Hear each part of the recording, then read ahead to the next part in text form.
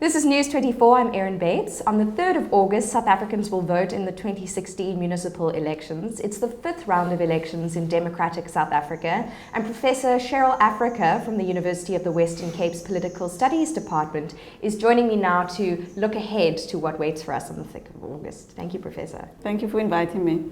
Let's start broadly speaking and look at what we've seen the last couple of months with the roll-up to the municipal elections. What are some of the trends that you've noticed, or anything that sort of stands out for you in the mood, the atmosphere, the kind of feeling around the 2016 elections? I think what stood out for me is that in the last week or so, we've seen political leaders and political parties revert to quite a conflictual mode of engagement. They had seemingly moved away from that compared to previous elections. But I think what really stands out and what is a significant concern for me is the pre-election violence which has occurred, and also the potential for post-election violence. So if we look at the kind of protests which has been occurring, for example, there's been protests around candidate lists, there's been protests around municipal boundaries. Seemingly unrelated, there's been student protests last year. There are scores of service delivery protests. We see now again in Midvaal, there's protests as well. And so it looks on the surface as though those protests and violent protests are unrelated because it's different regions, it's different people, it's different issues. But for me, the underlying dynamic is actually the same. There's the same source of the protest.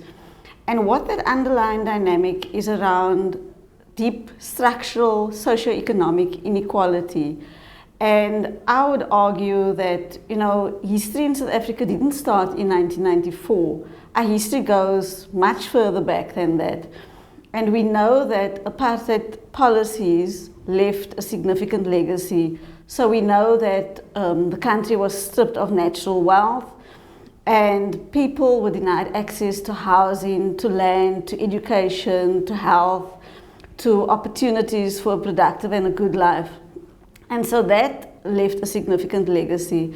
Now, of course, we know that we've had our transition. There's this birth of a miracle nation, and we've transformed our legislation, we've transformed our institutions, but what we didn't transform is that socioeconomic divide. And you can look at it in any area of life. So if you are talking about health provision, going to a private hospital versus going to a public hospital, whether it be education, transport, housing, basic life chances, that divide has not been bridged yet. And so that, to me, is the underlying cause of the problem that we see. And so the current situation makes it worse because we are living in a situation where people are under strain. So you've got high debt levels, you've got increased cost of living, for example, food, very high costs for food. You've got high unemployment rates. Added to that, you've got significant frustrations around, for example, issues of accountability, responsiveness, and so on. And so those are the kind of issues which make for quite a volatile situation. So if you look at what we know in terms of, for example, the metros, we know that from the polls that the metros are likely to be highly contested. We know that people are willing to engage in protest action. We know that inequality come the 4th of August is not necessarily going to suddenly have shifted.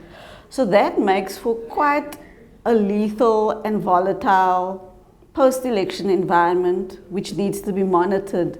Now the problem is that, this diagnosis has been done. I just came from a seminar now at the Human Science Research Council. They do research about this. The Center for Violence and Reconciliation, they've been talking about this, the Institute for Security Studies. Government knows as well, they've got the National Development Plan. Political parties, they know, it's sitting in the manifestos. There are all these goals around attempts to deal with it. The problem is that diagnosis only takes us so far.